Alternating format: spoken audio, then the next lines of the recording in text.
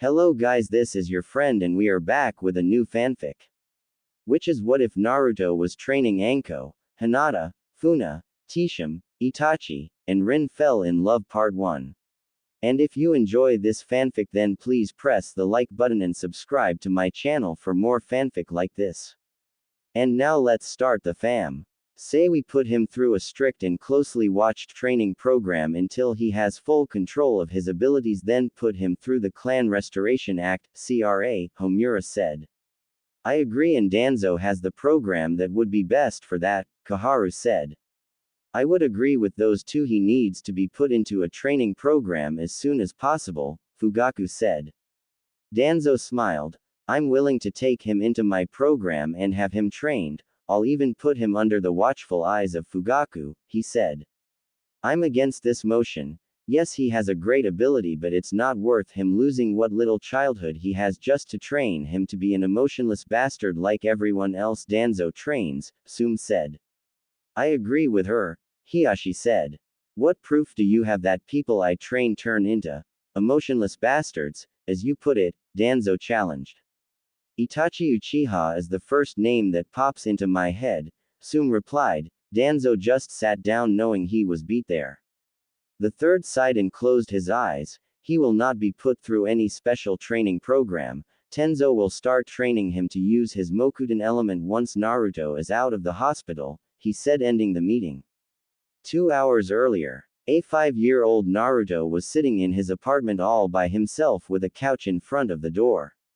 He was used to spending his birthday by himself as he always did. He wished himself a happy birthday and laid down waiting for sleep to take him so he can dream about the birthday he always wanted. Next to Naruto was the training bow staff that the third got him for his 4th birthday. Every day since Naruto has been taught to use it by the third himself. Naruto clutched the bow staff and remembered the happiness he felt earlier when the third told him that he was a level 1 bow staff master and that he only had 4 more levels until he mastered the weapon. Standing outside Naruto's apartment was the shyest Hyuga, and quite possibly the shyest person ever in the history of people, Hinata Hyuga. She was holding a box that had her gift for Naruto in it, trying to get enough courage to knock on the door. After gathering enough courage, she reached out, and before the door opened she heard the sound of glass breaking and yelling from inside the apartment. Hearing her crush's screams, her courage went through the roof and she gathered chakra into her hand and hit the door lock, breaking it and pushing the door open. She ran into the apartment and saw 5 ninjas. All she guessed was Chunins. Clutching her present, she ran and threw herself over the injured and screaming Naruto. The ninjas, not seeing her in time, continued their attack, but before they hit them, the 2 5-year-olds they was protected by wood that jumped out of the floor and surrounded the two. The ninjas was also thrown into the wall by a pissed-off Anko, Kurenai, and Hokage. Anko had her poisonous snakes coming out ready to attack when she was stopped. No, Anko, I can't afford to give the elders a reason to execute you. You're too skilled and talented to watch die for these bastards, the third said. Come on, just one. Anko was eyeing the one in front of her with a look that promised a slow and quite painful death. No, Anko. The third then snapped his fingers and an Anbu team was there.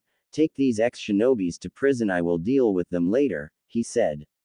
Once they was gone, the 3 left turned to Naruto and was surprised to see him covered by wood. Kurenai walked up and knocked on it. Naru-chan, it's me, Kurenai, the bad people are gone, she said in a soothing voice. The wood slowly pulled back only enough for Naruto to peek out. Once he was sure that they was free, it all went back into the floor. Naru-chan, how did you do that with the wood? Kurenai asked. I don't know, it just happened, Naruto replied through his pain. Naruto, you have the ability to use Mokuten element. It was used by the first Hokage, the third said. Anko was thinking something different. Hinata Hyuga, she asked. The Hyuga turned and looked at them with a deep blush and a terrified look. Why are you here? It's after 9 at night. Do your Otusan know you're here? And what's in your hand? She asked. Hinata ducked under the questions. No, I snuck out, and this is for Naruto-kun. Today is his birthday, she stuttered badly. Naruto looked wide-eyed. You got me a present? He asked in shock. She just nodded. Well, don't make us wait, let him open it, Kurenai nudged her. Hinata slowly gave Naruto the box. Naruto tore it open like it would run away and looked at an orange outfit. This is the best gift ever, he said excited. He tried to get up to hug Hinata for the gift but stopped in pain. Itai, he yelled holding his ribs. Naruto-kun, Hinata panicked. Don't worry Hinata, we need to get him to the hospital, the third said. Anko grabbed Hinata while Kurenai grabbed Naruto and they followed the Hokage to the hospital. After firing 2 nurses and breaking a few ribs of a doctor, Naruto was in a room unconscious on a bed. Will you stay here to make sure he receives proper care? The third asked. Of course, but what about Hinata? Anko asked. I'll take her with me. Hiyashi is going to be at the meeting later today, she will go home with him, the third said grabbing Hinata's shoulder and going puff with her. 30 minutes later, Naruto was healed, the best that the head doctor was willing to do. Anko and Kurenai knew that Kyuubi healed him while he slept, so they let him off with a few bruises and missing teeth. They pulled the other bed over to the one that Naruto was in since he wasn't connected to any tubes or anything like that. They put him between the two and went to sleep. Naruto subconsciously snuggled into the Takunoichis. They both smiled and let sleep take them. Present time. Jumping into the window that Naruto, Anko, and Kurenai was sleeping in, a kunoichi looked at the three and wondered how she would make this work without waking the two. Before she could do anything, she was pinned against the wall by a few snakes. Anko and Kurenai got out the bed with kunais ready. Why the hell are you sneaking into our room? Anko asked. And who are you? Kurenai added. The kunoichi tried to raise her hand but was stopped by another snake, shot out and stuck its teeth into the wall with her arm in its mouth. Anko reached up and grabbed the mask. The kunoichi they was looking at had purple rectangles under her eyes, long dark brown hair, and bright green eyes. I'm Rin, I was taught by Minato along with Kakashi, she said. Anko got over her shock. Everyone thought you was dead, she said. I bet Kakashi told you that, Rin said. Well anyway, why are you here now? Kurenai asked. I'm here with his Obasan. It's a long story, but she wanted to take him away from this village and train him with love like he should have been receiving, Rin told them. I have an Obasan, they heard. The three looked over at Naruto and saw him struggling to sit up. Naru-chan, don't move, you're not healed yet, Anko and Kurenai yelled, running to him, forgetting about Rin. Ni-chan's I'm fine really. I want to know more about my Obasan though, Naruto said.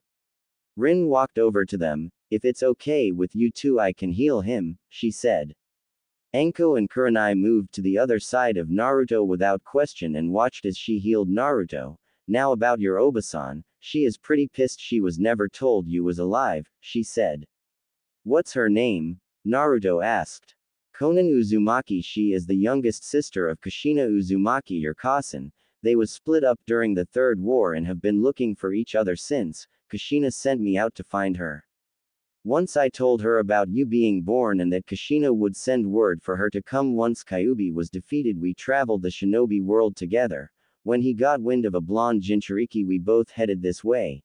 We asked around about him and as soon as someone said, Naruto Uzumaki needs to die, Konan almost quite literally went on a rampage. I convinced it would be better to train you away from the village, Rin told them.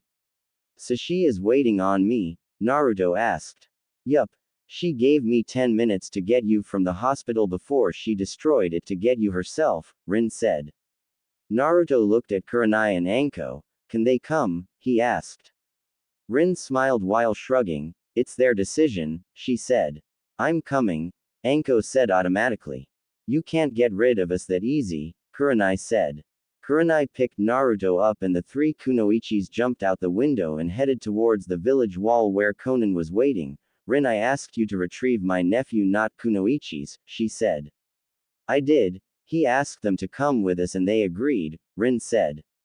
Fine, let's just go already before I kill the next person I see, Konan said. Wait, I'll be right back, Anko said and vanished. She returned a few seconds later with a sleeping Hinata.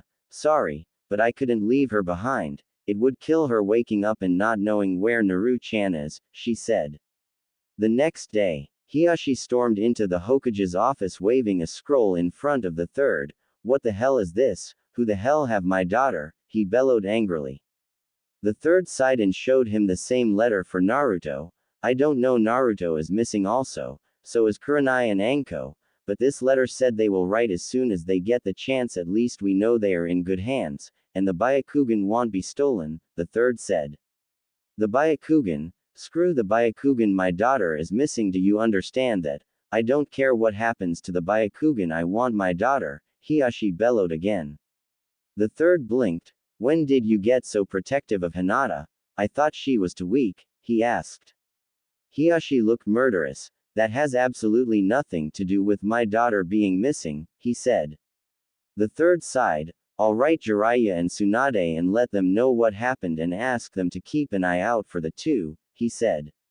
I expect to hear their reply as soon as it arrives. Hiashi then left. The third sighed and looked at his letter again. Outside of Hein no Kuni. Hinata finally woke up. Hinata stretched and looked around. Where am I? She asked. So you finally woke up? She heard a familiar voice. Breakfast is ready, the voice said again. Hinata rubbed the sleep out of her eyes and looked. Anko-san, why am I here? Why are you here? Where is here? Is the village in danger? She asked. Anko laughed. No, Hina, the village is fine. We are a few miles away from Konoha. Why you ask? Because of what happened yesterday. Naru-chan almost died, then unlocked his Kekkei Genkei to protect you. And his Obasan finally found out he was alive and was damned if he would stay in the village, so we came with him. I brought you because I figured you would want to be with him also, she said. Hinata nodded, taking everything in. She sat next to Anko and took the food and ate while thinking. I'm away from home with Naruto-kun. She blushed. He has an Obasan, that's good, I'm happy for him. She took a bite of her rabbit meat. Then something hit her. I thought his family was dead, she said. Everyone did. Me and Kushi-chan was private about our family. We was the last two in our family, Konan said from across Hinata, looking at the sleeping Naruto. Hinata looked at her, then followed her eyes to Naruto and giggled. He is so cute the way he sleep, she unknowingly said out loud. Yes, he is cute the way he sleep, Anko said. Hinata blushed. I said that out loud, she stuttered. You're going to have to get over that stuttering, Konan said. Rin smacked her in the head. Leave her alone. Not everyone has seen the things we have. She is just scared, she said. Konan rubbed the spot that Rin smacked and glared. Hinata giggled. You two act like Anko-san and Kurenai-san, she while still giggling. Kurenai swallowed the last of her food. Well, now since we only have to wait of Naru-chan, let's start a training schedule for those two, she said. I agree that we should, but we need to find Tsunade since she is his cousin, by a few generations, and Jiraiya since he is Naru-chan's godfather, Konan said. Wait, they knew about Naruto-kun but didn't raise him, why? Hinata asked with stutter. Because they was denied so many time from helping him that they both vowed not to return to the village until Naruto was a genin, that way they could train him the way they wanted, Kurenai said. Naruto finally woke up and crawled over into Anko's lap, burying his face into her womanhood while trying to get a few precious minutes of sleep. Kurenai and Anko smiled. Hinata blushed. Rin and Konan tried not to laugh at the look on Hinata's face. Anko rubbed Naruto's back. Now Naru-chan, you're too young to be that forward, she teased. Naruto immediately shot up and was on the other side of camp with a blush that was on its way to passing Hinata's worst blush. Ni-chan, what are you talking about? I was trying to sleep, he stuttered. You sure? I think I felt something moist touching my skin, she continued to tease. Naruto went wide-eyed and passed out. The four kunoichis burst out laughing. Hinata looked worried at Naruto. Kurenai shook Naruto. Naru-chan, she was just teasing you, she said. After everyone had ate and washed in the spring they headed off again. Naruto, did Rin tell you about me? Konan asked. Well, she told me you was my Obasan and was separated from my cousin during the Third War and you was waiting on her to send you a letter to come see me, Naruto answered. Okay, first off, my name is Konan Uzumaki. You can call me Konan, Obasan, or Ni-chan, she was interrupted. What about Kasen? Naruto asked, looking at her. Konan looked surprised at him. If you want to, she said. I do.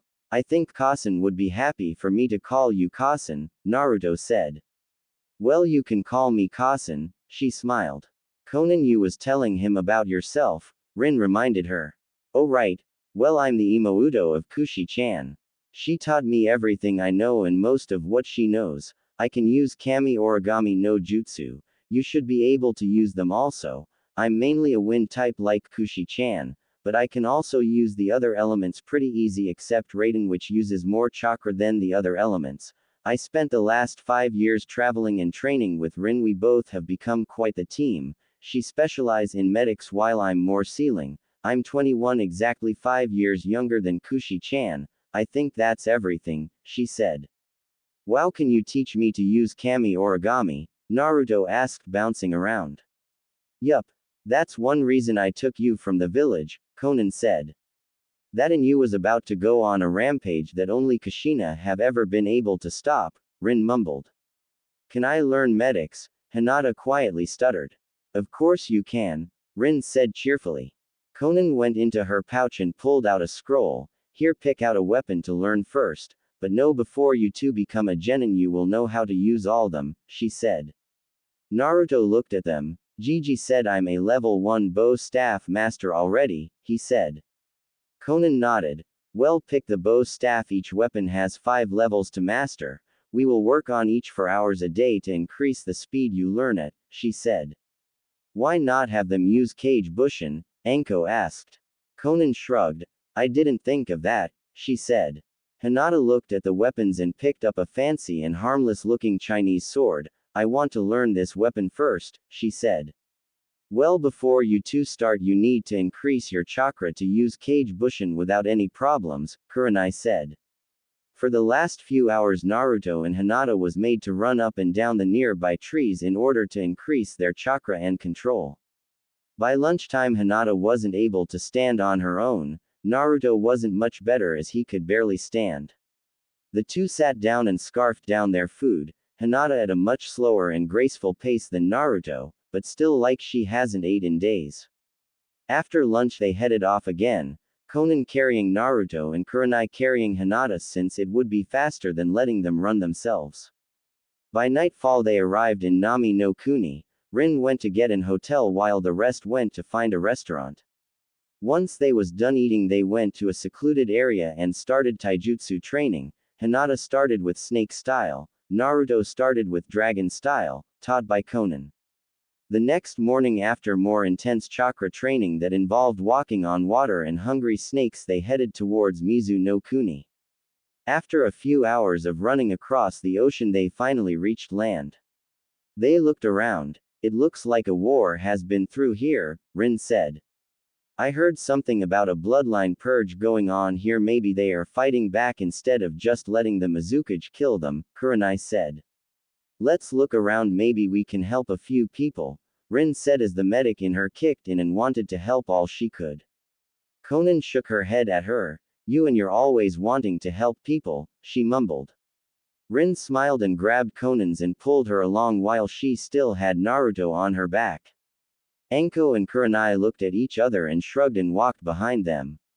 Kurenai looked at Rin and Konan happily hold hands as if nothing mattered and peeked over at Anko who was watching them hold hands.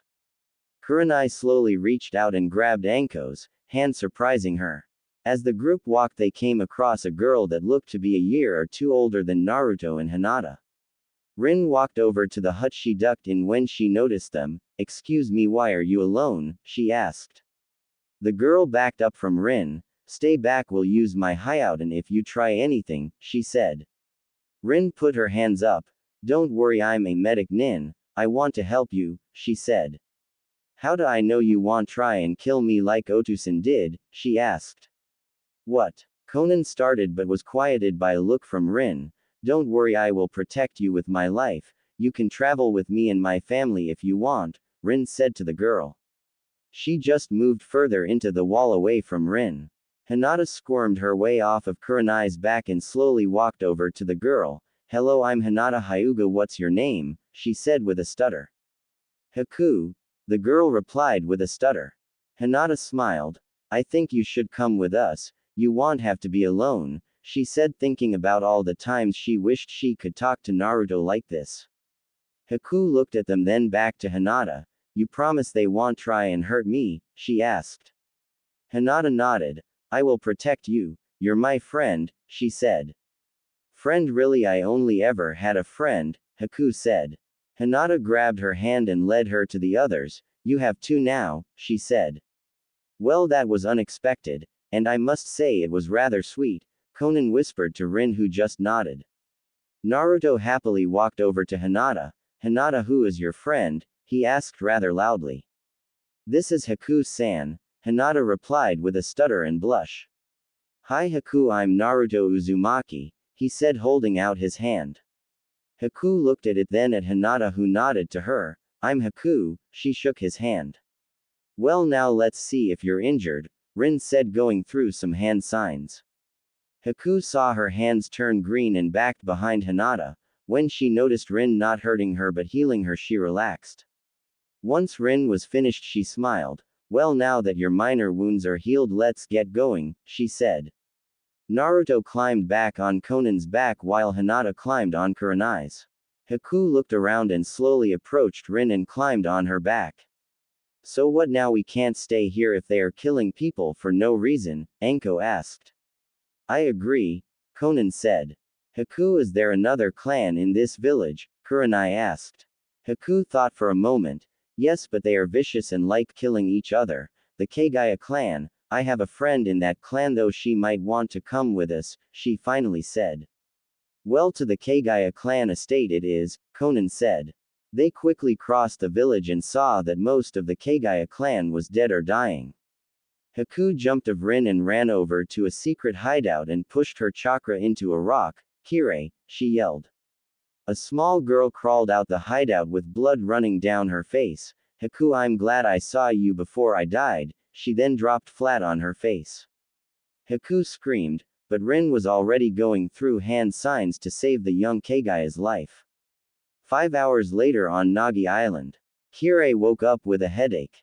She moaned out while sitting up. Am I in heaven? She asked herself. Kirei, Haku yelled while tackling her best friend in a hug. Itai Haku, that hurts, Kirei complained. Haku-chan, you have to let Kirei-chan recover before you be so rough with her, Rin laughed. Sorry Kirei, Haku said. What happened? Where am I? Kirei asked. Well, we saved you from dying. If it wasn't for Haku going to your hideout, you would have died a lonely death, Konan said. Well, thank you, Kirei said. No thanks needed, but do you want to travel with us? Konan asked. You the ones who saved me, I will be honored to travel with you, Kirei replied. Good, you will join our training when you recover, Rin said. Kurenai walked in with a few bags. I bought dinner, she announced. Did you buy ramen? Naruto asked, hopping from foot to foot in front of Kurenai. Everyone in the room laughed at him. Kirei did it with some pain though. No Naru-chan, you have to eat other things besides ramen, Kurenai said. As they was about to start eating, there was a knock on the door. Kurenai walked over to it. Yes, she asked, opening it, and was shocked. Sorry for the intrusion, but I sensed by Itoko in here. Can I see him? Tsunade asked a gaping Kurenai. She just nodded and moved to the side for Tsunade and Shizune. Tsunade walked into the room. Naru-chan, she said slowly.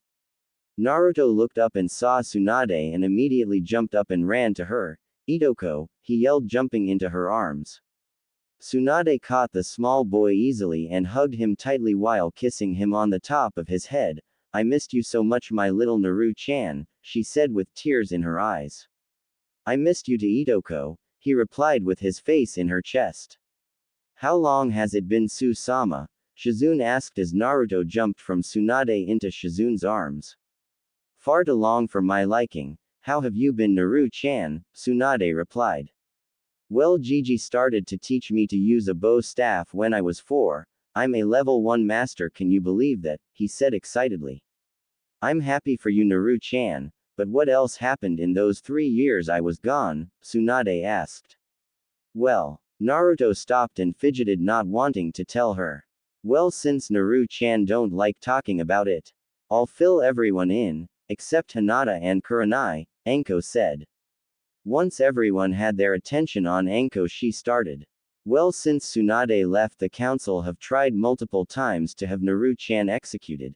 Danzo tried to get him into his training or brainwashing program, as I call it, Kakashi Tem, who, by the way, for those who don't know, he was trained by Naru-chan's Otusan. Have not even made an attempt to keep Naru-chan safe. The only friends Naru-chan has are those here now, and the third who is like a grandfather to him. Also, he has been beaten by the villagers and a few chunins almost every day for the last 3 years. Also, he was almost killed more times than any of us want to remember, she told everyone. Tsunade, Shizune, Rin, and Konan was pissed, all fighting the urge to march to Konoha and kill a few thousand people for how they treated Naruto. Haku, Hinata, and Kirei looked like they was about to cry. Eventually Tsunade calmed herself enough to talk. Well, Naru-chan and ladies, I hope you like medics because I'm putting you 4 through the toughest medic and chakra training you will ever go through, she said. What, Itoko, why do I have to learn medics? Naruto complained.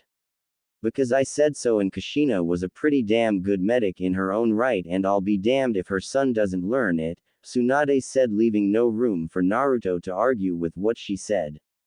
Haku, you need to pick out a weapon to train with. Once you master it, you will go on to the next weapon. Kirei, I'm going to assume that you know how to use your bloodline to make weapons, Konan said. Yes, I can make almost any weapon. Our clan starts early on learning our bloodline since it's the only weapon we use, Kirei replied. Good. Since I'm teaching Naru-chan dragon style and Anko is teaching Hinata snake style, who will teach Haku and Kirei? Konan asked. I'll start Haku on medic style, Shizune said. I'll start Kirei on crane style, Kurenai said. I'll teach them the book crap and other things like that they need to know, but I'm assuming that once they learn the style they will rotate to learn the other style, Tsunade guessed. Correct. They are going to be the most well-rounded team ever, Konan said. Tsunade smiled. Well, kids, better be ready for hell because you just entered it and the only way out is through hard work and outstanding teamwork, she said. The 4 kids just groaned while imagining the pain they would be put through. In Konoha, Hiashi rushed into the Hokage's office. Did you find out anything? He asked. Yes, Hiashi. They are with Tsunade training. She said that if you want you can send scrolls on the Byakugan and Jiyuken for Hinata, but it's completely up to you, the third said. Hiashi let out a breath. Is she hurt? Hiashi asked. From the letter I received, she is in perfect health, and is being put through a very demanding physical training session with Naruto and 2 others to prepare them for their real training, the third said. Hiashi nodded. I'll bring a copy of a few scrolls for her to learn. He then walked out. On Nagi Island, the 4 kids was laid out on the ground trying to catch their breath. Naruto had always thought Shizune was the sweetest and nicest person and had no mean bone in her body, but after what she just put them through, he was rethinking his opinion of her. Her physical training, the 7 layers of hell the 4 kids called it, consisted running 5 miles with boulders on their back, ungodly amounts of push-ups and sit-ups, 100 punches and kicks to a padded tree, more boulder running except this time with smaller boulders and on water, dodging kunais, shurikens, paper weapons, rocks, and anything else the adults could find and throw at great speeds without moving their feet, and not to mention waking up at the god-forsaken hour of 5 in the morning. I mean, really, who wakes up at that time just to go through this hell? Naruto thought. Okay, enough rest, Shizune piped up. What, but we didn't even have a full 10 minutes, they all complained. Shizune glared at the 4. She actually glared. This shocked the 4 greatly. I set up now, she said in her commander voice. They all jumped up. From what they knew, Shizune was so sweet and nice that she never talked with that kind of tone, so they didn't want to know what would happen if they didn't listen. Shizune walked in front of them. Now we need to work more on your chakra reserve and stamina so you all can use Kage Bushin to increase the rate at which you train. Get on the water and lay down, face up Naru-chan, until I tell you training is over, she told them. The 4 ran over to the water and laid down, finding it hard to stay atop at first, but slowly they started to figure out how to do it. Tsunade walked up to Shizune. I'll watch them. The other wanted you to join them for personal training, she said. Okay, Su-sama, Shizune replied. Stop calling me that please, Shizune, Tsunade said. Okay, Su-chan, Shizune giggled. Tsunade just shook her head at her apprentice. Shizune found the other four in another training area a few miles from the one Sei had the kids at. Hey, she said. Shizune, how is training going? Kurenai asked. Well, if I keep pushing them this hard, I predict the girls will be able to use at least 3 cage bushins in a month, Shizune replied. Great, then we can start the real training, Conan said. Yup. Now let's start our spars. I haven't had a good fight in so long, Rin said.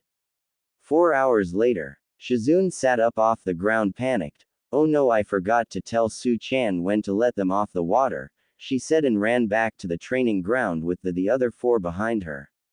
They all arrived in the training area to see Tsunade and the 4 kids sleep.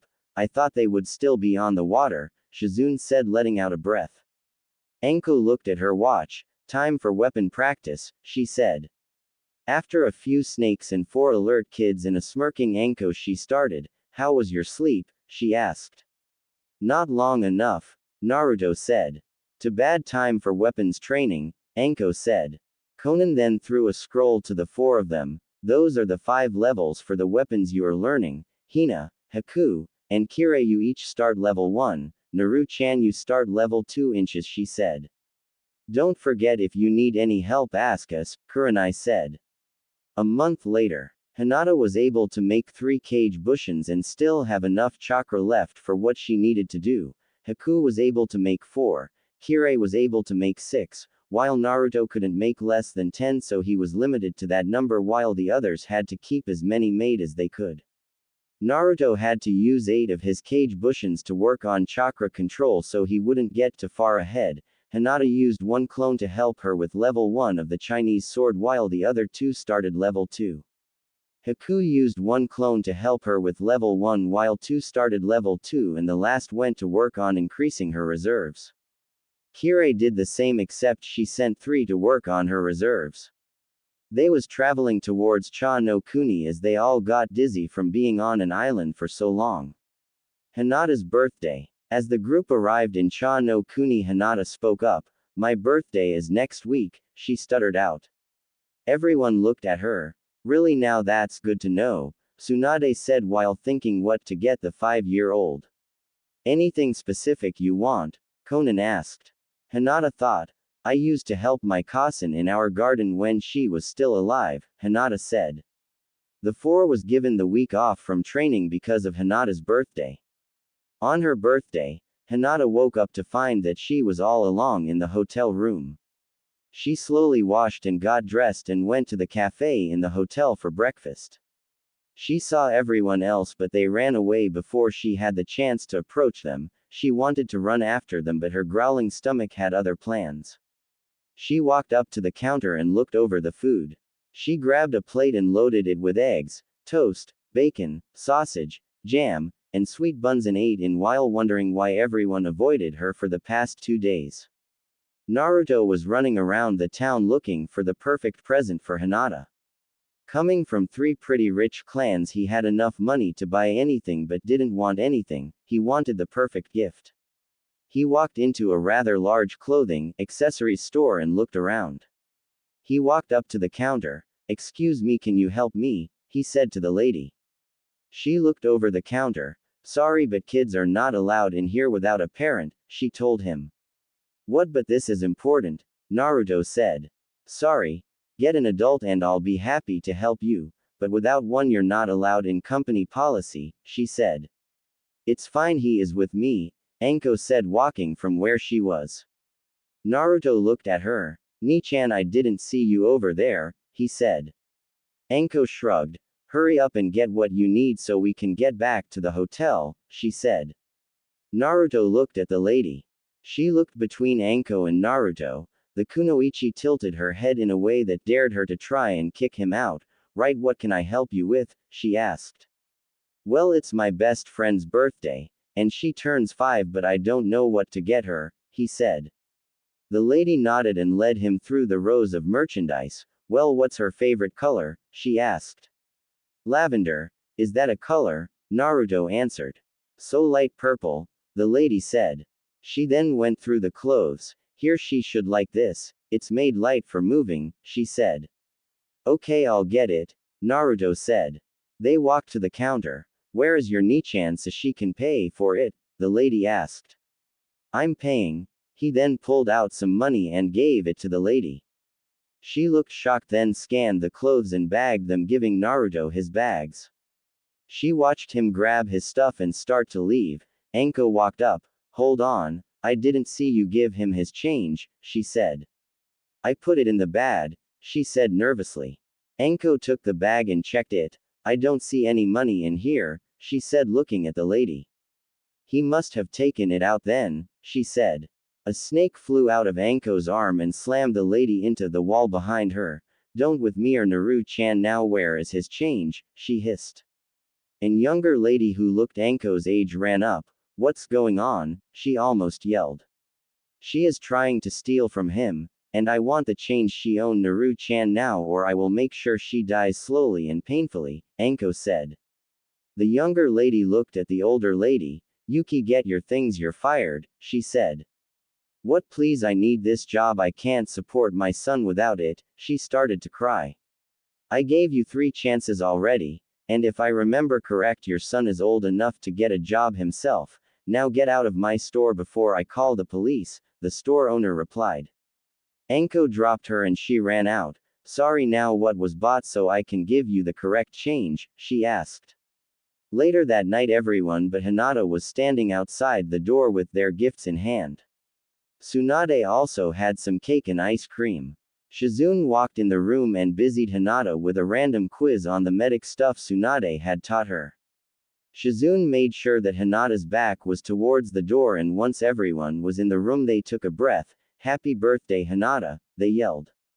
Hinata jumped and quickly spent around and saw all the presets and cake.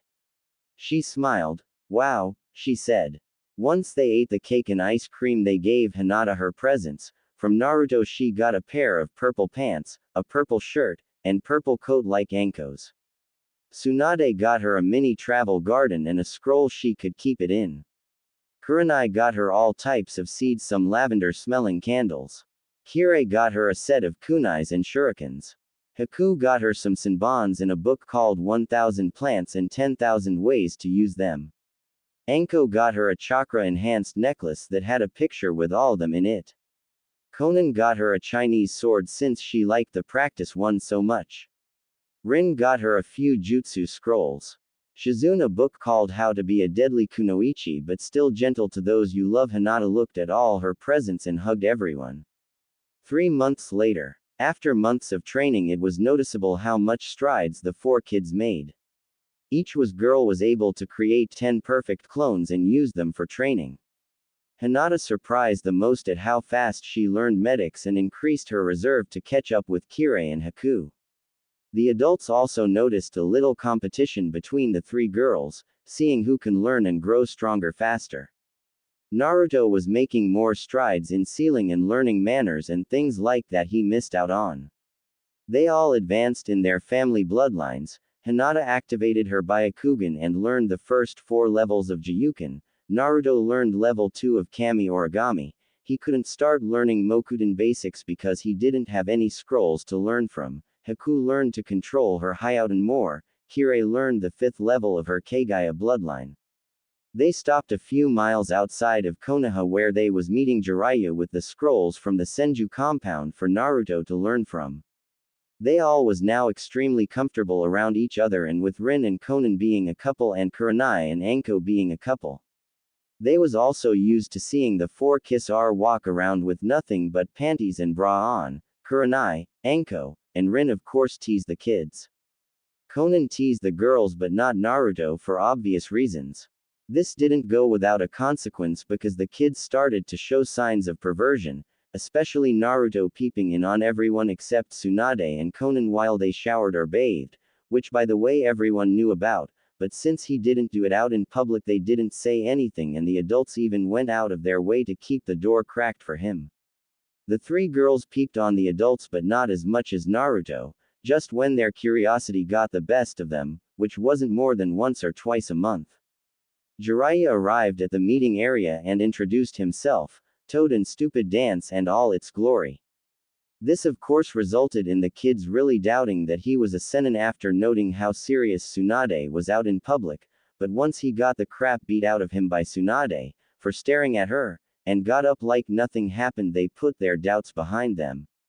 Once that was done, they started to travel again. This time they added ninjutsu training to their regime. Jiraiya, of course, being the ninjutsu juggernaut he was, immediately gave Hinata, Naruto, and Kirei chakra paper to start them on their element training. Hinata was Suiden and Raiden, Kirei was Kaden and Suiden, Naruto was Fuden, Doden, and Suiden. Haku told him her elements was Fuden and Suiden. Jiraiya nodded. You all are Suiden, not really surprising since two of you are from Kiri. Naruto's bloodlines uses Suiden, and Hinata's Kasen was a Suiden user, he said. So you can train them in every element? Kurenai asked.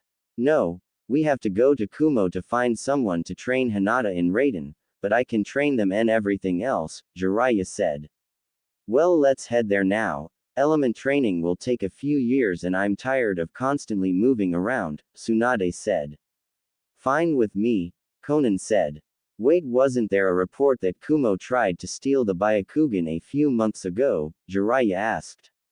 I wrote to Sensei about it. He said that it was a rouge group of Kumo nins who all was banished from the country for their radical acts and experiments, Tsunade said. So with that the group left Hai no Kuni and went to Kaminari no Kuni. After a few weeks of traveling they arrived at the gate. Hello, what can I help you with? The guard asked. Can we see the wreckage? Jiraiya answered. Sure, follow me. He took them to the tower. Once inside, the wreckage greeted them. How can I help you? She asked. Well, we have a student whose element is Raiden and no one to train her. I was wondering if there was a way she could get trained here, Jiraiya said. The wreckage thought for a minute. Well, I am working with the Hokage to get an agreement between our villages. How about I let a Junin travel with you and train her? She asked. That will work, Jiraiya said. One moment please. The wreckage pushed a button. Yugito, can you please come to the office? She asked. I'll be there in a minute, they heard. A few minutes later an Anbu appeared in the room via Shunshin no Jutsu. You wanted me, wreckage? She asked. Yes, Yugito, I have a mission for you, she said. She pointed behind Yugito. These group of shinobi are travelers from Konoha. I'm assuming they are on a training trip, but one of them can use Raiden element but have no one to train them. I want you to travel with them and train this person. You will stay with them until they return to their village. This mission will be part of the working agreement we are setting up with Konoha, she said. Yugito turned and eyed each of them. Okay, I'll take the mission, she said. Good. You leave whenever they are ready, the wreckage said. Itoko, I'm hungry, can we eat before we leave? Naruto said. Yes, Naru-chan, we will eat before we leave, Tsunade said, rolling her eyes. I'll show you around the village, Yugito offered, trying to be nice. Okay, but you know you can just be yourself, you don't have to be someone you're not, Konan said. Good. I hate acting likable for other people, Yugito said, walking out the door. Well, she is cute, Anko said when Yugito was out the room. I heard that, Yugito yelled back. At a fancy restaurant a few hours later after sightseeing, everyone was sitting down and looking at the menu. What, no ramen? Naruto complained loudly. No, this restaurant doesn't serve ramen, it's a foreign place. The owner is from over the mountains, but he serves this food called spaghetti. It has the same noodles as ramen but made in a different way and has this red sauce on it made out of different vegetables. It's pretty good, you should try it, Yugito said. What's a taco? Hinata asked. It's a flat bread made out of corn then hardened. Then they put meat, lettuce, cheese, and this sauce called ranch on them. They are good and healthy, Yugito said. What's beef stew? Kirei asked. It's a mixture of different meats and vegetables and brought to a boil in a broth. It's very good, Yugito said. Do this place sell sake? Tsunade asked.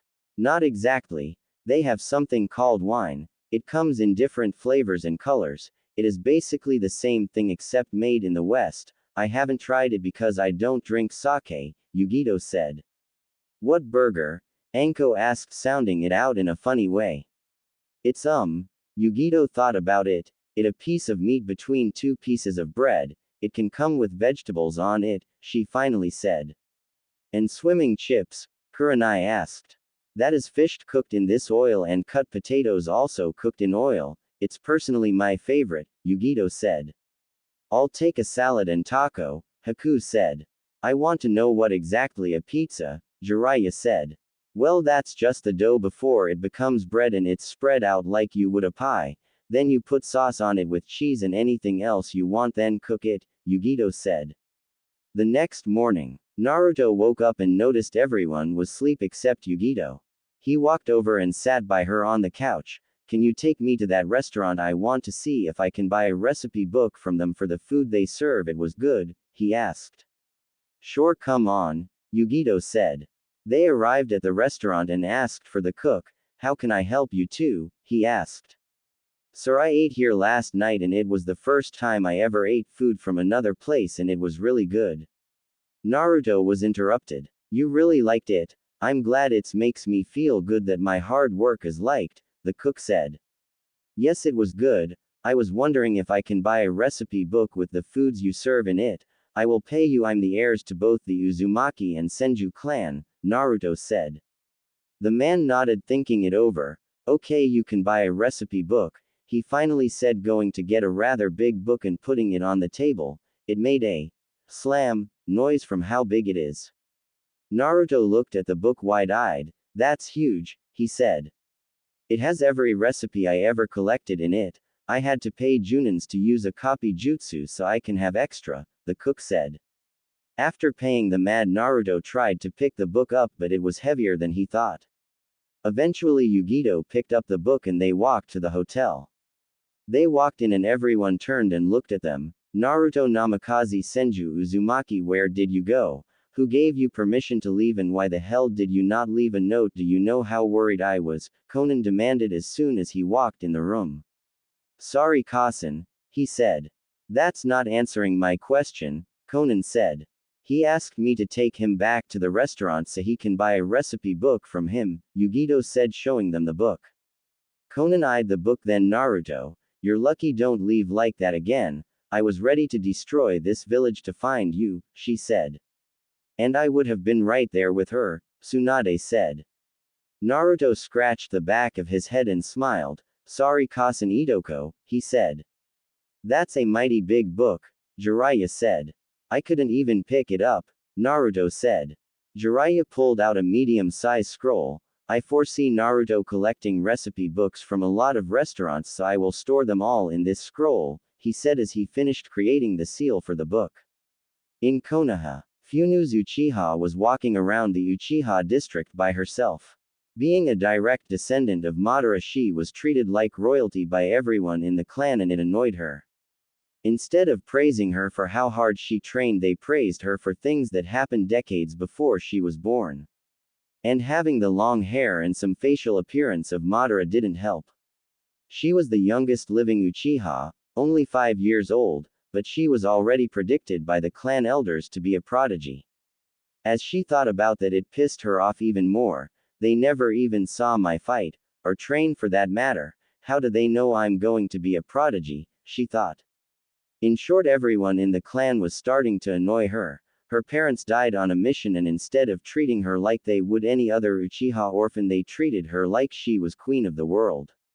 She quickly developed an attitude that said, with me and I'll hurt you even if I am only 5 feet, and a few times she went through on that to one. Sasuke Uchiha, the boy closest to her age, only a year older, after he kept asking for her hand in marriage. Honestly, I'm 5 years old, why the hell would I think about marrying anyone, let alone someone who can't beat me, she thought angrily. Her mental rant on how pissed off she was at the Uchiha clan was interrupted.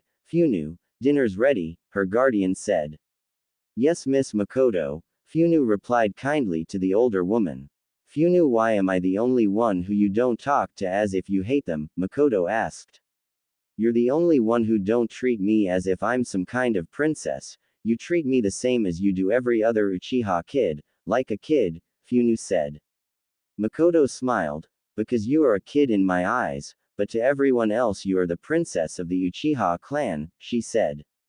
Why I don't want to be a princess, I want to be just Funu and create my own path. I hate how everyone thinks they have to give me everything, Funu said. I know you do, sweetie, but you only have to put up with it for a few more years until you get on a genin team, Makoto said. A year later, Hinata, Naruto, Haku, and Kirei grew stronger during the past year to the point that they all was able to do basic jutsus in their element. Yugito grew to actually like the group and even joined in teasing the kids by walking around in only her panties and bra. Of course she was introduced to Naruto's peeping. She of course locked the door at first but eventually started to enjoy teasing him while she showered or bathed. Jiraiya started to write books based on the group and used the money for the group since the book was about them after all. Yugito and Shizune even changed their clothes so that all the ladies except Tsunade and the kids was wearing some type of kunoichi made dress. The kids all became 5-level masters in 3 weapons each and was currently working on their 4th. They all also was working on mastering their 3rd taijutsu style. Hinata was working on higher level Juyuken and main family techniques. Haku was constantly creating new jutsus and uses for her bloodline. Kirei used her bloodline for everything possible. She even created a jutsu that allowed her to make her bones in the shape of kunais and shurikens. Naruto mastered a few levels of both his bloodlines. They all became good medics. Hinata and Haku clearly outshined Naruto and Kirei, but they knew enough to make Tsunade happy. In sealing is where Naruto and Kirei outshined Hinata and Haku, but Naruto clearly showed that he was well above the skill of someone his age should be in sealing. They each had a seal on their hand that held their favorite weapon in it. For Hinata it was the Chinese sword she got for her 6th birthday. For Haku it was a Zanpakuto she got for her 9th birthday. For Naruto it was a gunblade that Konan got for his 7th birthday. For Kirei it was a death scythe, the only weapon she couldn't make out of her bones. It was given to her on her 8th birthday. At the moment the Naruto was peeping through a hole he put in a fence that separated the girls' and boys' baths. The girls was used to him doing this, but Hinata, Kirei, and Haku still was shy about him seeing them uncovered. Anko smirked and went in front of the hole and bent over. Like what you see, she asked, waving her butt in front of the hole. Naruto fell back unexpectedly from blood loose at being so close to Anko's butt. Jiraiya laughed. I think you killed him, Anko, he said. I don't see why he faints, he see it every day, Anko said. Maybe it's the context you show I'm in and the fact that he was caught, Tsunade said. Naruto came to in the hotel room. You finally woke up, Anko said, standing over him in only her panties and bra. Naruto just started at her with a blush. You know if you move any closer you will kiss it, she teased. Anko. Naruto complained, blushing harder. Anko just laughed and walked away. Anko, will you get dressed, we have to leave soon, Konan said. Anko looked at her. You're not even dressed, she pointed out. Yes, I'm getting my clothes, and I'm also not teasing Naru-chan, Konan said. That's because he is your nephew. That would be gross if you teased him like I do, Anko pointed out. A.N. Minato is the great-great-grandson of the second Hokage, making Naruto the great-great-great-grandson of the second. No one knew about Naruto having the ability to use Mokudan until the day he was attacked on his birthday. Not even Tsunade knew. Konan is good and she does not know who Pain is. At the end of this chapter Naruto and Hinata are 7, Kirei is 8, and Haku is 9. Shizune, Rin, Anko, Kurenai, and Konan are all 23. I changed their age to fit better for the story. Jiraiya is Naruto's godfather. Hiashi is not a bastard in this story. It will follow the main story of Naruto with some notable changes to certain things. For those wondering, I know someone is curious about it. Hanabi will not be part of the harem, neither will Tsunade or Konan. They all are directly related to him in one way or another, and that would be gross. There is Major Kakashi Sasuke and Sakura bashing. Why? Because that's part of the guideline for the challenge and has nothing to do with my personal preference of those 3. This story will have a lot of jutsus that are made up, so don't be confused when you see a jutsu you don't recognize. I don't know any jutsus for Mokuten or Kami origami. Hai no Kuni fire country. Nami no Kuni wave country. Mizu no Kuni water country. Cha no Kuni, tea country. Kaminari no Kuni tea country. Itoko cousin. Obasan aunt. Kasen mother. Otusan father. Jiji old man. The group arrived in Suna a few days after arriving in the country. Tsunade and Jiraiya went to get a hotel while everyone else went to the park. Hinata, Naruto, Kirei, and Haku immediately ran to play like the kids they was. As they was pushing each other on the swing when they noticed a commotion by a nearby school. They walked over to see what was happening and saw a boy grab a ball without any hand signs from a building, and of course Naruto wanted to know who the boy was. Hey, that was so cool, how did you do that? What's your name? I'm Naruto. Are you a shinobi? Because I'm training to be one. Before he could continue, Haku formed an ice block over his mouth. You will have to excuse Naru-kun, he gets excited when he sees someone do a jutsu. By the way, I'm Haku, she said. I'm Hinata, Hinata said. Kirei said. Everyone blinked at them. Do you know who you're talking to? He is a monster. He is dangerous. He will kill you if you talk to him, some students yelled. Before they could move, Kirei, Hinata, Haku, and Naruto looked at the students with a motionless face and deadly eyes from all the stories from how Naruto was treated in Konoha and how Yugito was treated as a kid in Kumo because of the demons they have sealed in them. Hinata was the first to speak and did so with absolutely no emotion in her voice.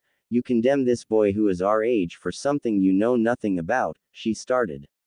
How would you feel if everyone treated you differently just because of something you have no control over? Haku said.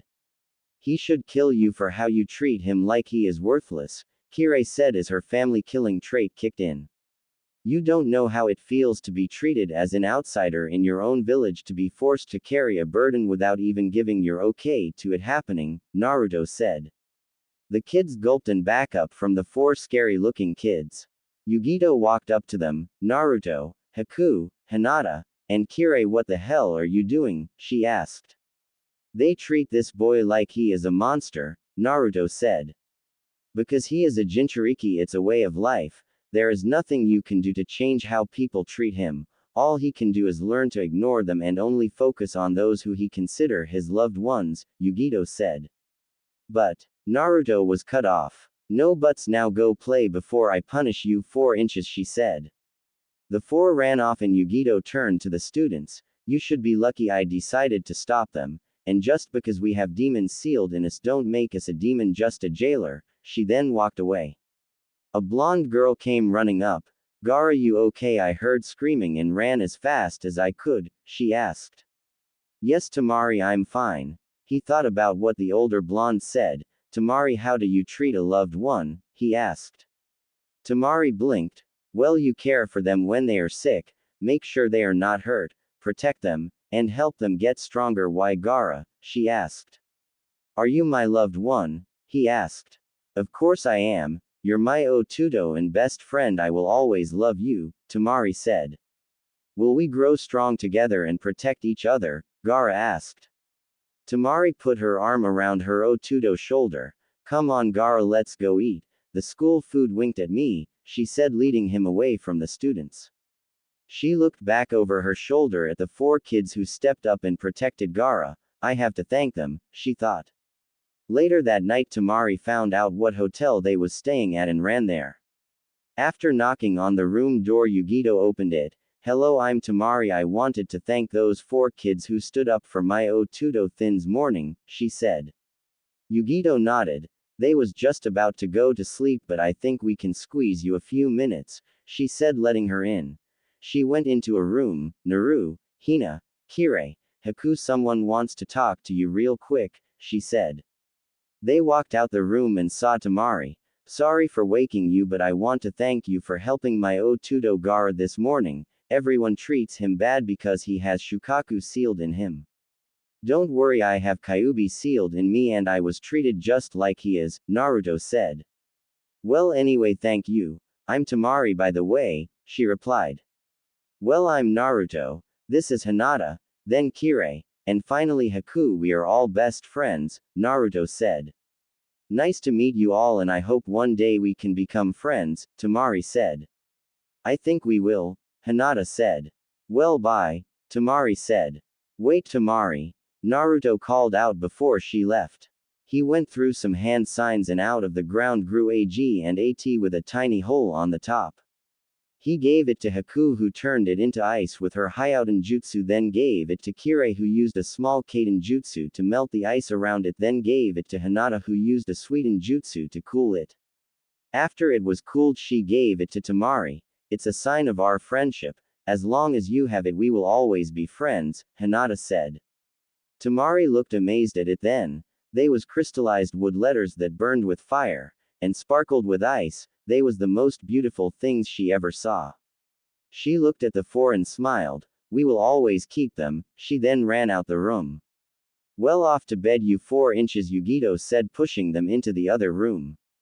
Hinata, Haku, and Kirei climbed in the bed while Naruto laid on the floor. Yugito shut the door and joined the other ladies in the second room. You all saw what they did? She asked. Yes, I don't think they realize it, but that gift they gave them has the power to tame the Biju. If Gaara wears it there is a chance he might have enough control to sleep and live a more normal life, Tsunade said. I hope so. Life is hard enough being a Jinchuriki, Yugito said sitting on the couch. In the middle of nowhere. 4 months after leaving Suna, Jiraiya was in the middle of training the 4 in ninjutsu with their ever-present 10 clones. He had them master all the jutsus they learned, to the point that it used less chakra than normal, before he would teach them another one. Of course he taught Naruto the Rasengan as soon as he had the right control to do it. He in turn tried to teach it to the other 3 but failed so bad that Jiraiya stepped in and taught it to them.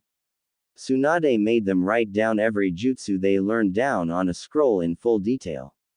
During their studies Hinata became the political one of the group. She was slowly learning anything that had to do with politics, taking after Kurenai. Haku became the medic of the group. With Hinata focusing more on the political things she stepped up and became the leading medic, taking after Tsunade and Shizune. Kirei was the smart-mouthed, short-tempered kick weapons and poison expert of the group, taking after Anko in almost every way possible. Naruto was the carefree, sarcastic sealer of the group and never took anything serious. He also had a smart reply for everything, just like Konan. He took after both Konan and Jiraiya. All the kids changed their outfits to match the adults. Naruto like Jiraiya, Hinata like Kurenai, Kirei like Anko, Haku like Tsunade. They was walking towards Kusa no Kuni after rumors of a giant reptile hunting people's homes. They traveled fast, mainly because Naruto and strangely enough Anko was excited to see a giant reptile, one that hopefully wasn't a snake, as Anko put it. So they crossed Hai no Kuni in a few hours and was on the outside of Kusa no Kuni. They saw that Kusa no Kuni was all but destroyed and there was 2 dragons walking around and another flying. What surprised them most though was the black and white blur that seemed to be fighting the 3 dragons, and losing. Naruto immediately ran to help this person. He quickly crossed the area and was able to run up the back of the biggest dragon and jump on the flying dragon before it flew up to high. Naruto Namikaze Senju Uzumaki, get back here now. Konan, Tsunade, Kurenai, Rin, Anko, and Shizune all yelled, running after him. Whoa! Naruto yelled, hanging on for his life. Get down here this minute, they yelled at him. The dragon did a few quick flips, making Naruto fall from the dragon and hitting the ground hard. Itai, that hurts, he complained. He looked at the thing in his hand. What's this? He asked himself. He opened it and read, this is the scroll for the dragon summoned. To sign it, prick your thumb and write your full name on the scroll in the next available spot, it said. He looked and saw 6 pissed off adults marching over to him, so he quickly pricked his thumb and signed, Naruto Namikaze Senju Uzumaki, on the scroll. After he finished, the 3 dragons puffed back to the summoning world. The 6 reached Naruto and by this time they was fuming. For that little stunt you just pulled 1,000 push-up and sit-ups, Shizune said. 50-mile run with hungry snakes, Anko said. Absolutely no jutsu of any kind, including sealing, Rin said. 6 months grounded, Conan said. A 10-page report on why what you did was the single stupidest thing I have ever seen, Tsunade said. And no peeping for a year, Kurenai said. Everyone else walked over to them. Well, Gaki, that was impressive, Jiraiya said. Pervert, do not encourage him, Tsunade said. Excuse me, the person who was fighting the dragon said. They looked at her. She reminded Anko of what Kurenai looked like when she was smaller, except with green hair and eyes. Half of her skin was white and the other half was black. Sorry to interrupt, but I want to say, although that was the stupidest thing I have ever seen, I have to give my thanks, she said. No problem, it was fun, Naruto said. The 6 still pissed off women glared at him. You're welcome, but why was dragons here? Tsunade asked. They was forced summoned, the girl said. Really, who would want to force summon a dragon? Conan asked. My Otusen Zetsu, she replied. Then why was you fighting them? Yugito asked. I was trying to send them back to the summoning realm, but 1 dragon is hard enough, 3 and it's almost impossible to hit them, she replied. But why? Anko asked. She shrugged. Let's just say I hate my Otusen for abandoning me, she told them. Well, since there isn't much of a home left, maybe you should travel with us, Naruto suggested. She looked at the group for a long time without saying nothing. Sure, I have nowhere else to go, she finally said. Don't Zetsu have large flytraps covering the upper half of his body? Jiraiya asked. Yes, only the men in our clan have those. They help control their cannibalistic tendencies. The women are more calm than the men, so we don't have them, she said. Well, I'm Hinata. The blonde idiot is Naruto. These 2 are Haku and Kirei, Hinata said. I'm Riri, she told them. 5 years later. After meeting Riri and her joining them on their travels and training, it was quickly realized that she was at least a few years ahead of the other 4 as far as training goes. But her personality was very reserved and she didn't like to talk to people she didn't consider her friends. She was 10, the same age as Kirei, and was able to use her bloodline with ease. Her element was Suiden and Doden due to her bloodline closely related to plants, which got her to notice Naruto because of his Mokuden ability being so similar to hers. She also showed them her lizard summon, making her the second of the kids who had a summon along with Naruto. During those 5 years, Hinata found a phoenix summon contract, Kirei found a hawk contract, and Haku found a panther contract. After Riri became close to the group, she started to notice Naruto's peeping habit that he had. She went to Kurenai about it and was told that he never goes further than peeping, and if she didn't like it, then tell him not to peep on her and he won't. She quickly told Naruto not to peep on her or he will be in more pain than he could imagine. They was sitting around a fire when Conan surprised them all. So how long until we go back to Konoha? She asked. They looked at her. Did you really ask that? You was ready to blow that village to smoke just a few years ago, Rin said. I know, but Kushi-chan wanted Naru-chan to become a shinobi there, and if I have any say in it, he will, Conan said. Well, we can go back now and enter them into the academy, Tsunade said. What more years of pointless studying? The blonde 11-year-old complained. It's only for a month, Naru-chan. Conan then turned to Tsunade. Well, they already finished everything we can give them right now. All they need to do is become a ninjas and we can train them in more things, especially Naru-chan because he can't learn the more complicated stuff in our bloodline until he become a genin, Conan said. The same with his Mokuden bloodline and Hinata Byakugan, so we will have to go back eventually, Tsunade said. Well, we are near Konoha, we could arrive there tomorrow, Jiraiya said. Riri, are you going to join the academy? Tsunade asked. I'm already a chunin, and I'm 15 inches, Riri replied. Oh right, I forgot. Let's get some sleep and we can go to the village tomorrow, Tsunade said. The next day at Konoha Gate. The group walked towards the gate. As they walked, Naruto got nervous from the last time he was in the village. You think they will try? And he left his question off. I want them to try. It will give me a reason to kill them, Conan said. Don't worry Naru-chan, no one will even think about harming you in the village, Tsunade said. Especially when you consider you're the heir to 3 of the biggest clans in the elemental nations, best friends with the heir to the biggest clan in Konoha, and have a kill-happy Obasan and Itoko, Anko said. This coming from the same person who enjoys torturing people with snakes, Conan said. Naru-chan, you have nothing to worry about, we won't let nothing bad happen to you, Rin said. Hey, let's race the last one to the gate buys lunch, Kirei said. What, that's so childish, Riri said. Then she took off towards Konoha's gate. Cheater! Naruto yelled at the rest vanished towards the gate. The adults just shook their heads.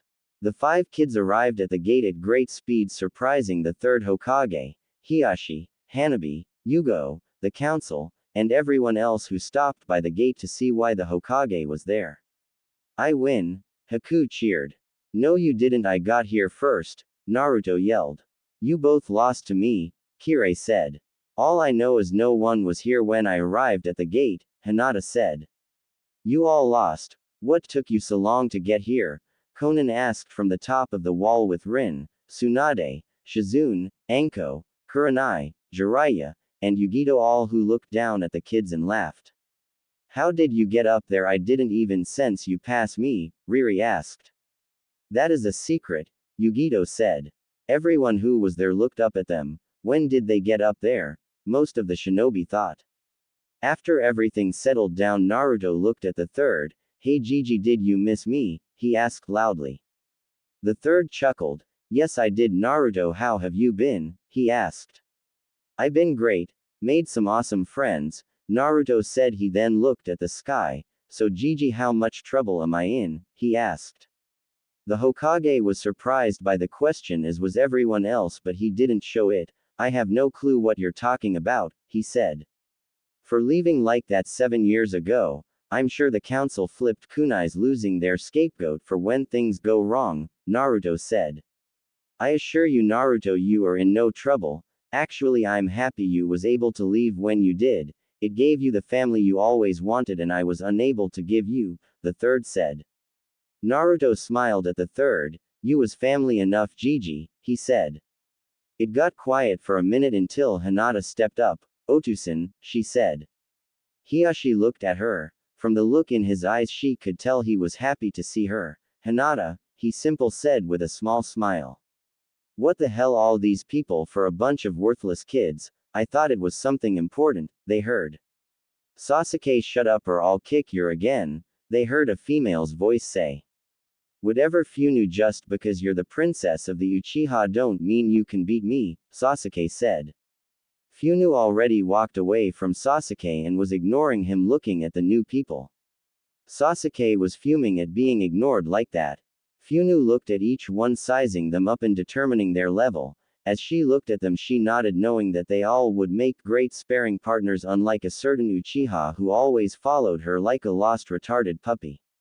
Her eyes stopped on Naruto for longer than Kirei and Haku. She looked him up and down a few times before meeting his eyes. Bright blue met dark black. Naruto blushed and Funu smirked before turning her gaze to Hinata.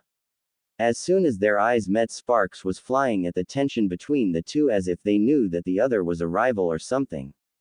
Everything around the two was blocked out and they started each other down. A leaf blow between them and they both vanished, surprising everyone. Hinata and Funu attacked each other at least Chunin speed. Neither had their dujutsu active and it was as if they was just testing each other out.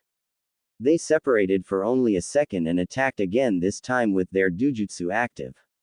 Before they met each other, Naruto was in the middle of them. Each one of his hands held the wrist of Hinata and the fist of Funu. What the hell are you two fighting for? You just met? He asked in his seldom used serious voice.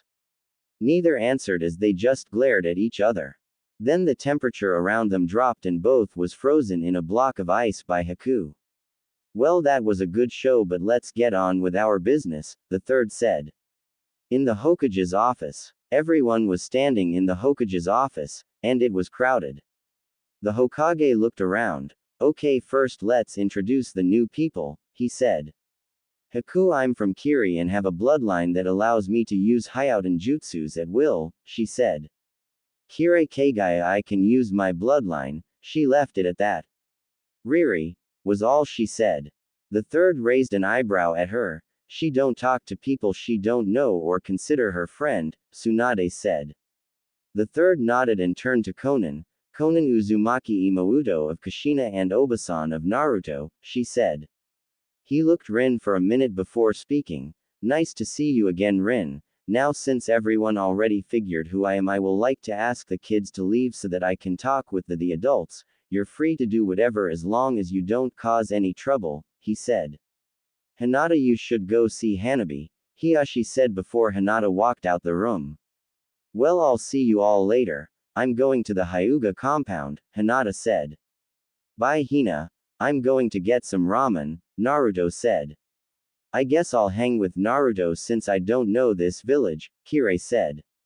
At the ramen restaurant, Naruto, Kirei, Haku, and Riri walked into the ramen restaurant.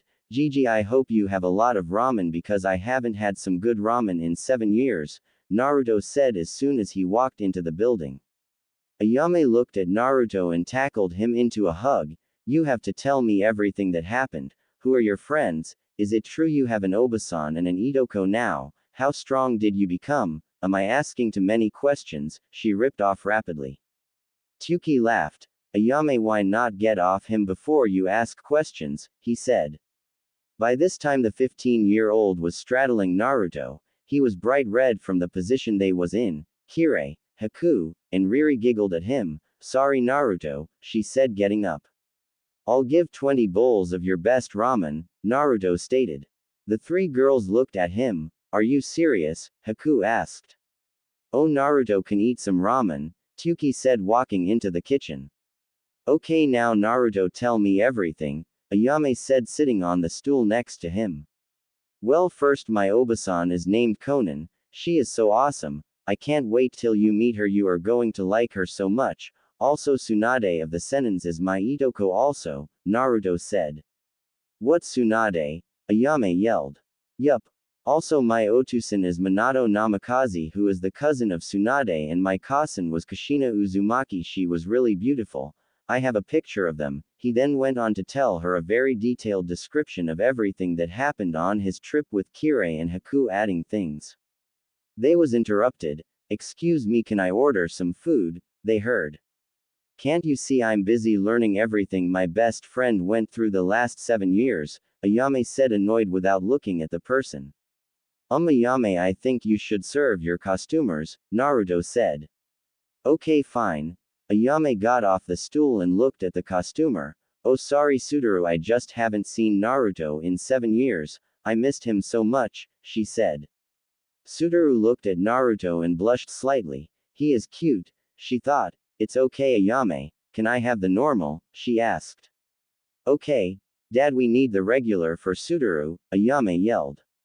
What, Suduru is here now? With her and Naruto I'm going to be cooking all day, Tuki complained. Hey, they are our 2 biggest costumers and I know you don't want to lose their business, Ayame yelled back. She then sat back in front of Naruto so he could finish his story. By the time he was finished, the ramen was done and Ayame was squealing with delight from his story. That's so cool Naruto, you're so lucky, she said, hugging him tightly. Once she let him go, Naruto dug into his ramen. He got down to his last bowl and heard another. He looked over at Suduru and saw her with 20 empty bowls of ramen. He finished his bowl. Another? He asked. Suduru looked and took this as a challenge. No one openly challenges a Akamichi like that, she thought, and ordered another. Naruto looked over. You're so on, he thought. He finished his bowl. Another, he ordered. Ayame, Kirei, Haku, and Riri just watched amazed and disgusted at the 2 scarfing down their 30th bowl of ramen. Hinata and Hanabi walked into the restaurant. Hinata introduced Hanabi to her friends, but Hanabi was more interested in the 2 scarfing down ramen. She just stared at them in awe as they had their eating competition. On the 35th bowl, Naruto couldn't eat anymore and raised his hand in defeat. Suduru smiled. No one can beat an Akamichi in an eating competition. My Nisan is going to be so jealous when I tell him I won another competition, she said, boasting her latest victory. Once she was finished gloating, she turned to Naruto. Suduru Akamichi, she held her arm out.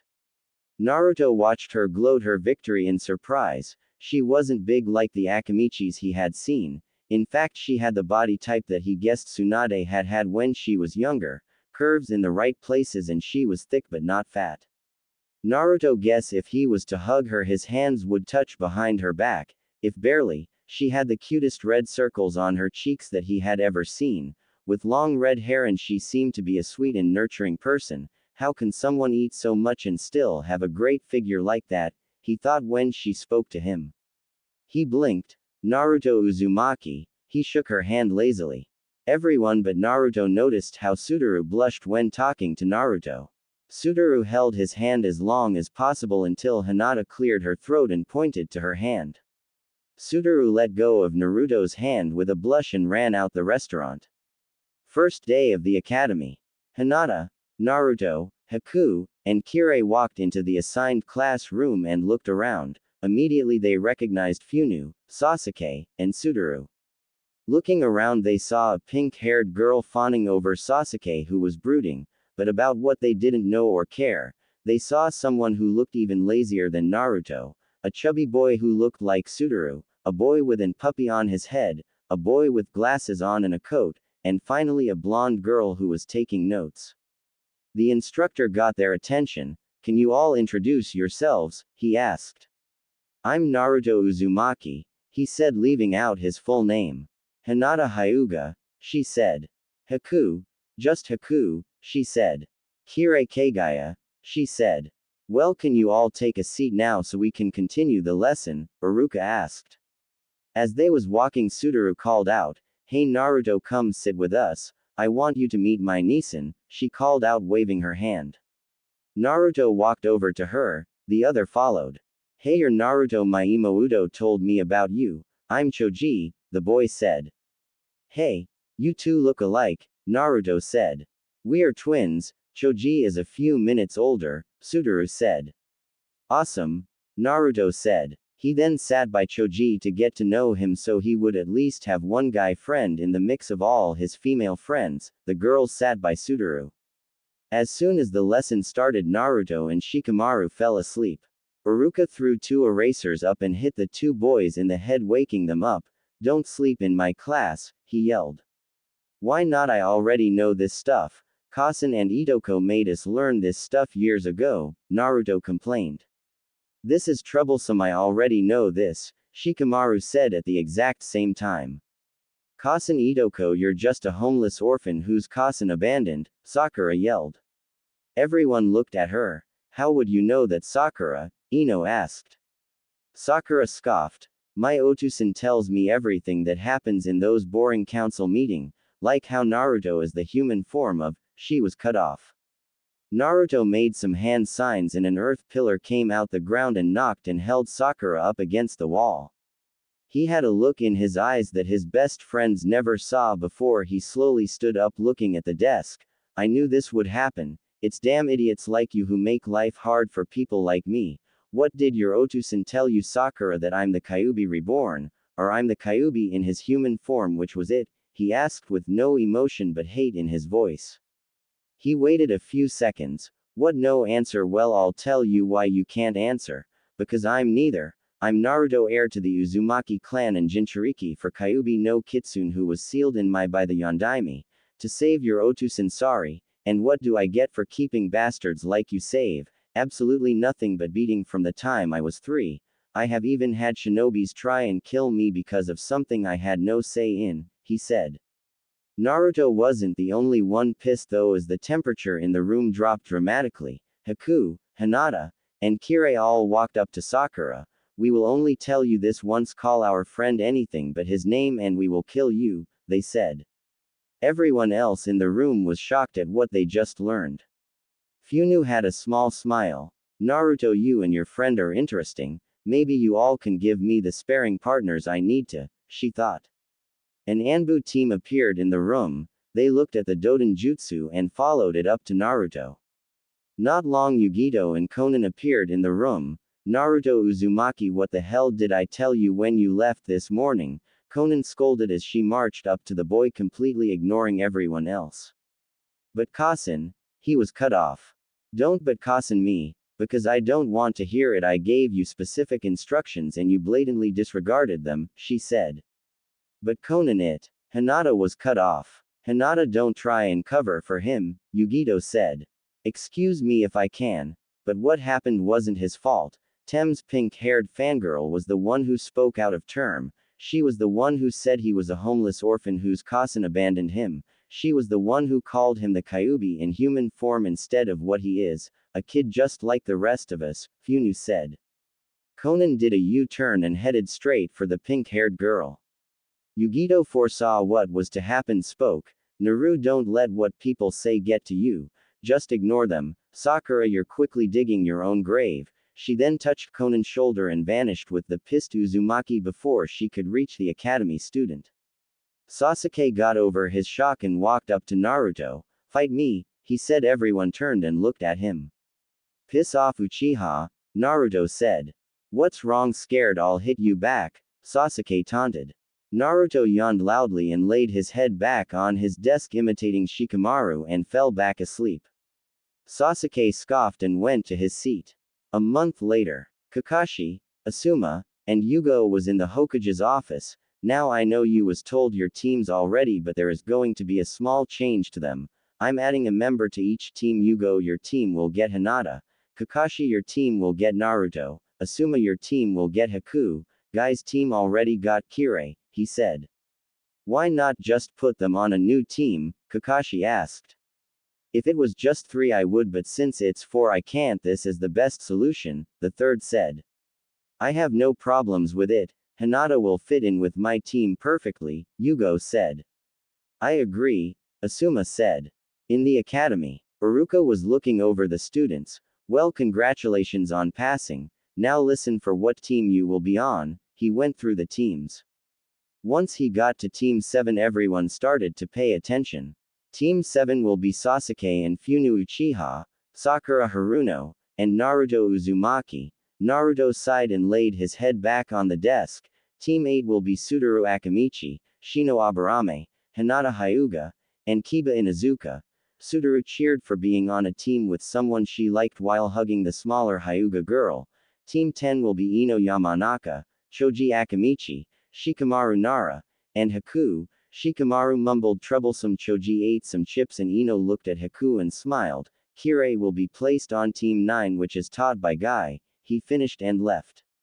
Everyone watched him leave and started to leave for lunch. Funu saw Naruto sleeping and walked over to him and nudged him. Hey, wake up, she said. Naruto slowly woke up. What? He asked. Time for lunch, and if you're going to be on my team we need to know a little about each other, she said. Naruto noticed the other teams doing the same. Okay, what do you want to know? He asked. I just need to know one thing. That you want bail when things get too hard on a mission or in a fight. I know for a fact I can't rely on Tem or his fangirl, and I'm willing to bet our sensei will treat Tem as if he is the best on the team, so I need to know I can rely on at least one person, she said. Naruto blinked at the straightforward question. No, I trained for the last 7 years to get to where I am. I'm not going to go running tail between my legs at the first sign of danger, he said. Good. I'm going to buy me something to eat. Our sensei is Kakashi. He will be late as hell, so come back at least 2 hours after lunch ends. She then shunshined away. Naruto got up and was called by Hinata. Come sit with us, she said. Naruto slowly walked over to them. Hey, he said, sitting down. Here, I made food for my team. There is extra. I have to start remembering everyone don't eat like Choji, who I usually cook lunch for, Suduru said. Thanks, I'm starving. Naruto grabbed the food and dug in. Hinata smacked him in the head. What? He asked with food in his mouth. You're being rude, she said. Oh, sorry, Suduru, this is really good. I have to start coming to you to cook my food. He then went back to his food. Suduru blushed at the compliment. 45 later, when the Kurenai and Asuma had left with their team, leaving only Sasuke, Sakura, and Naruto. Naruto got up and walked to the window and jumped out before the two was able to say or do anything that got on his nerves. He stuck his hands in his pockets and walked around the village. 2 hours later, Naruto was jumping through the window and saw Funu walk to her seat. As soon as he sat down, the door opened. A silver-haired Junin with his Hittite over his eye and was reading a perverted book that was probably written by Jiraiya, Naruto guessed, walked into the room. He looked at them. My first impression, you all are worthless. Before he could say anything else, Naruto cut in. This coming from a Cyclops who is reading porn and 2 hours late to get his genins, he said. Kakashi, Sasuke, and Sakura looked at him. Funu was thinking the same thing about Kakashi. Naruto Uzumaki, you are even more worthless than you look. Get to the roof, Kakashi said, then puffed away. Naruto smirked and shunshined away in a swirl of wind and water. Funu shunshined in a burst of fire. Kakashi looked surprised when Naruto appeared in a swirl of wind and water, then Funu came in a burst of fire. Naruto sat on the step and started to daydream about eating ramen cooked, surprisingly by Suduru and not Tsuki. Eventually Sasuke and Sakura came to the roof. Good, now let's start with the introductions, Kakashi said. Sensei, why don't you go first to show us what you mean? Sakura asked. Kakashi shrugged. My name is Kakashi Hatake. I like many things, dislike many other things. I have a lot of hobbies, and my dream. He stopped. You next, Sakura, he said. My name is Sakura Haruno. She looked at Sasuke. I dislike Naruto no Baka and Funu no Baka. I don't have any hobbies, and my dream is to. She looked at Sasuke and giggled. Funu rolled her eyes and sighed in a dramatic way. You next, Lady Uchiha, Kakashi said. I have a name and it's Funu. My likes is none of your damn business, neither is my dislikes. My hobbies are also none of your business.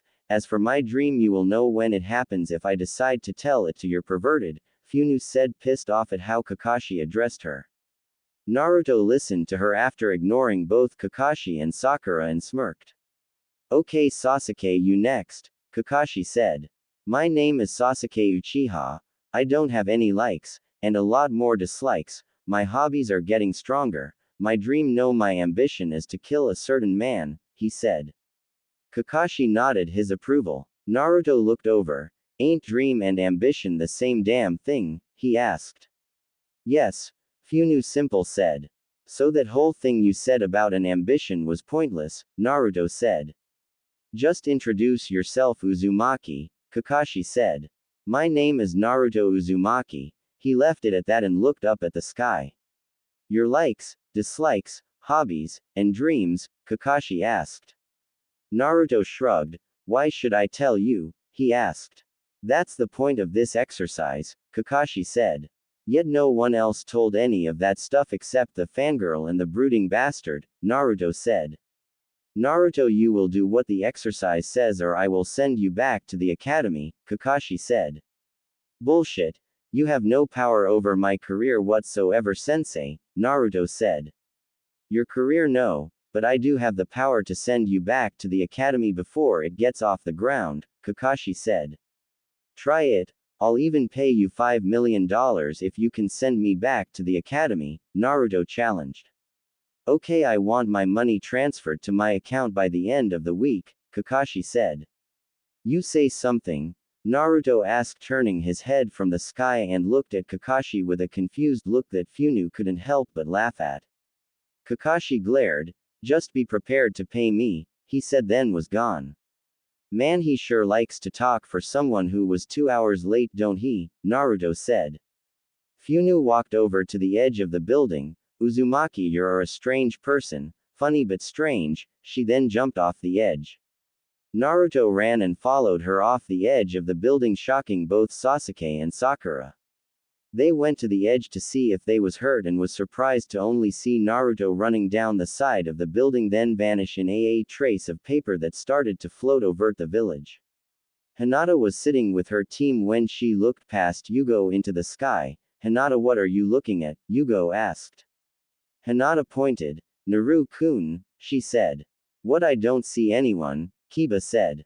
Soon the paper floated down in front of Team 8 and stacked itself and slowly turned into Naruto.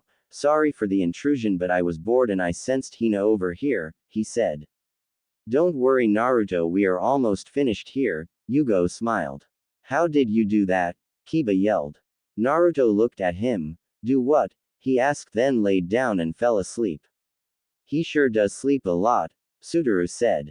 Yes, it was a trait his cousin had, Hinata said. Yes, Kushina was almost as lazy as most Naras, great kunoichi but lazy as hell, Yugo said. 2 months later in the Hokage's office. Team 7 was standing in the Hokage's office. So Kakashi, are you ready for another mission? The third asked. Yup, what do you have? Kakashi asked.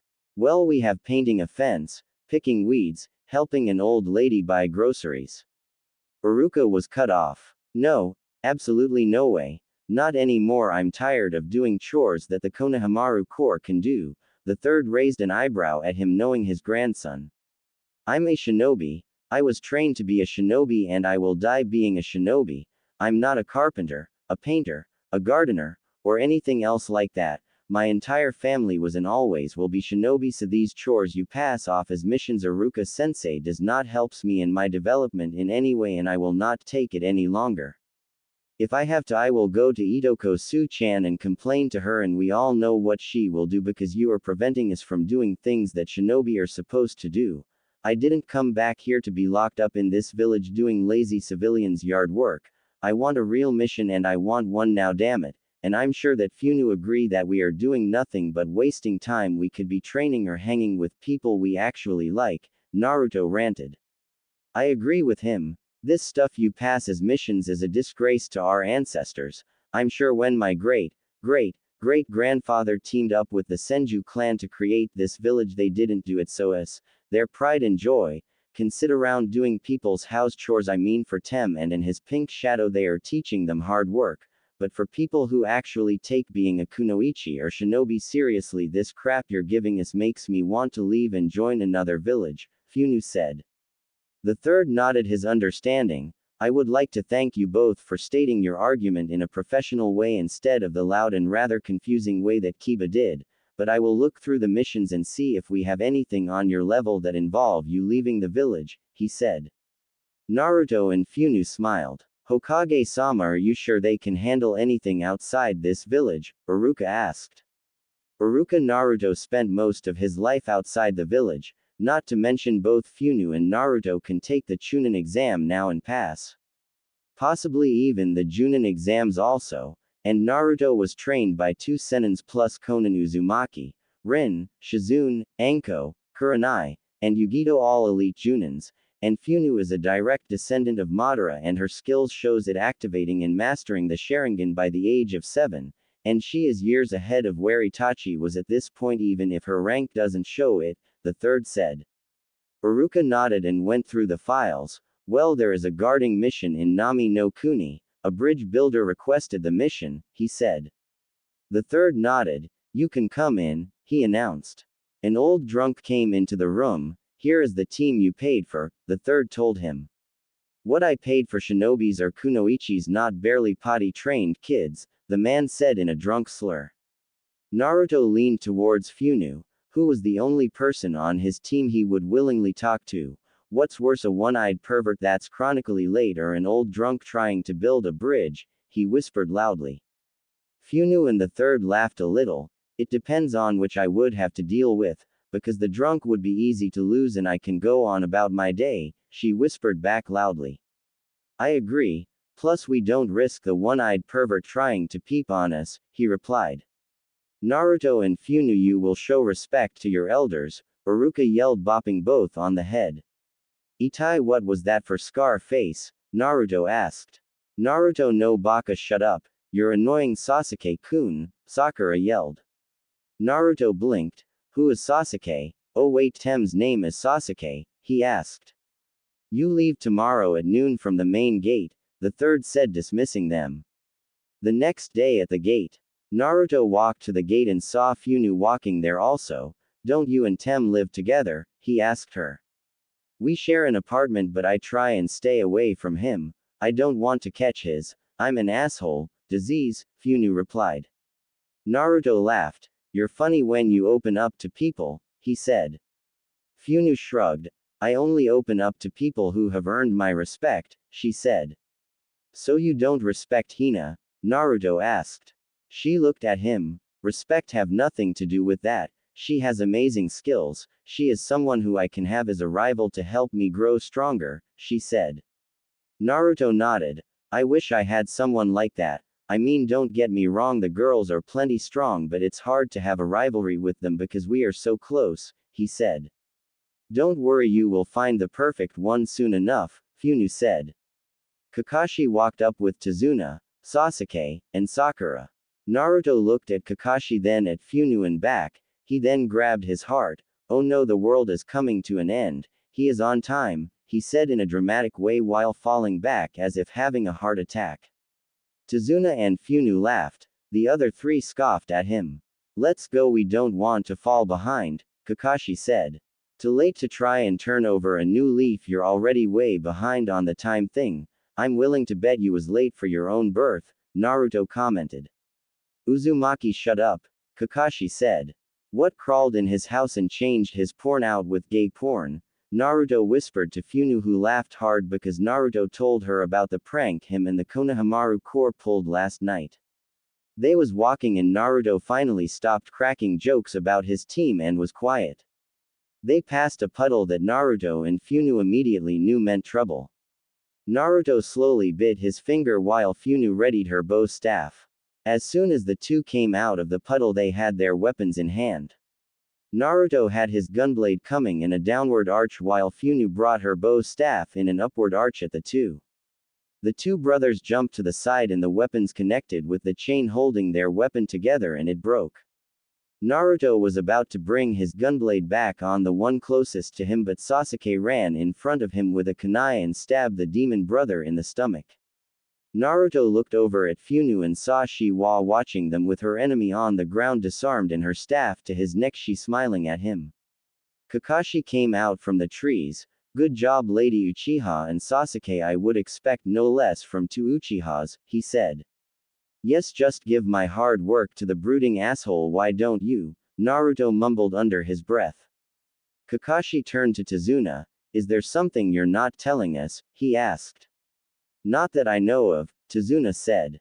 Then why was those two attacking you? Kakashi asked. Tazuna told them about Gato. You lied and could have resulted in Sasuke's, Funu's, or Sakura's death. Kakashi was cut off. What, am I invisible here? Naruto asked.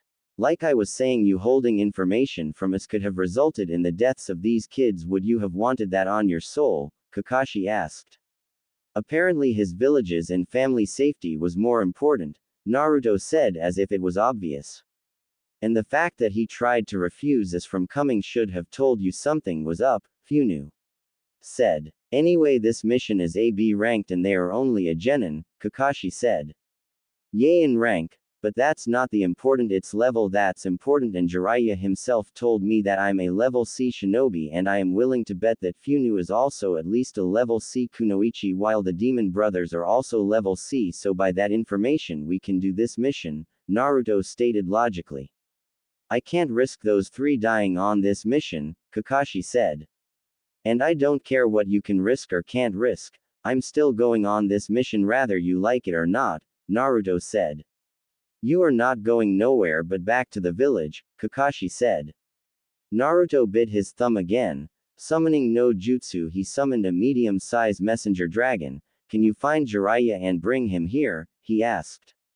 The dragon flew off. Everyone looked surprised at him knowing the summoning jutsu, and summoning a dragon no less. 10 minutes later the dragon returned with Jiraiya on its back.